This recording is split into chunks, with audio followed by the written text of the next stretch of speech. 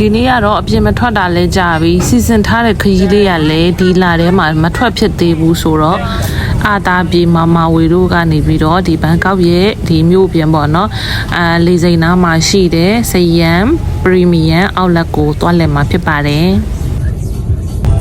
ဒါကတော့လမ်းနှစ်ခါလောက်မှပြီးတဲ့အချိန်မှာရောက်လာတာပါစယမ်ပရီမီယံအောက်လက်ဆိုတဲ့ဒီဆိုင်ဘုတ်ရှိတဲ့လမ်းအောင်ပေါ့နော်တက်တက်ကြီးဝင်လာတာမှာပါဖြစ်ပါတယ်အဝင်တော့ကတော့ကားမရှိလို့ပေါ့နော်လူမရှိဘူးလို့ထင်ပေမဲ့အထဲလဲရောက်တော့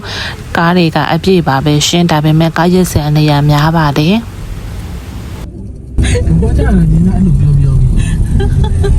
မမအနေချိုင်ဖေဖော်မိုင်းไม่ใช่เพลงเราမမတို့မှာလေซื้อของပေါ့ဗရန်ဒါတွေဝယ်မနေတမီးစက်နေအရင်များနေလို့အဲ့ဒီလိုနဲ့ကပ်ပတ်ကင်းကနေဝင်လာပြီလို့ရှိရင်တော့ဒီလိုမျိုး playground လေးတစ်ခုအရင်စပြီးတော့တွေ့ပါလေရှင်ဒါကတော့လူကြီးတွေကဈေးဝယ်ကလေးတွေကိုဒီမှာလာပြီးပြစ်ချထားဖို့နေရာပေါ့နော်ဒါကတော့ပထမနေရာဖြစ်ပါတယ်ဒီဟာလေးတွေရှိတယ်ပေါ့နော်ကစားတဲ့ကလေးလည်းတိတ်မရှိပါဘူးလာတာစောသေးလို့ပေါ့နော်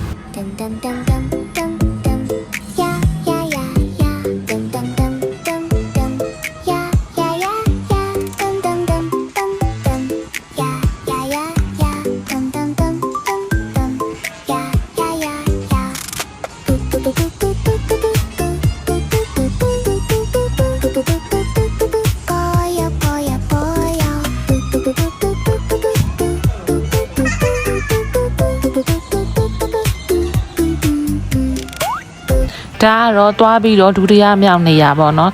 နောက်တနေရပါဒါကတော့ playground ဒီဟာကျတော့ slide ဒါအမြင့်ကြီးနဲ့မှကစားကွင်းရတော့မြေအောက်လိုပုံစံမျိုးပေါ့နော်အဲ့ဒီကိုဆင်းသွားရတာပေါ့သူကကျတော့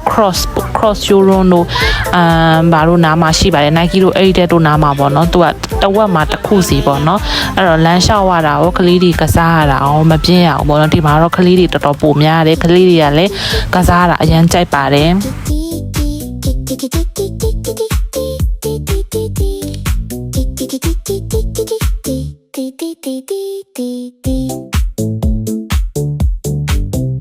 Dum dum dum dum dum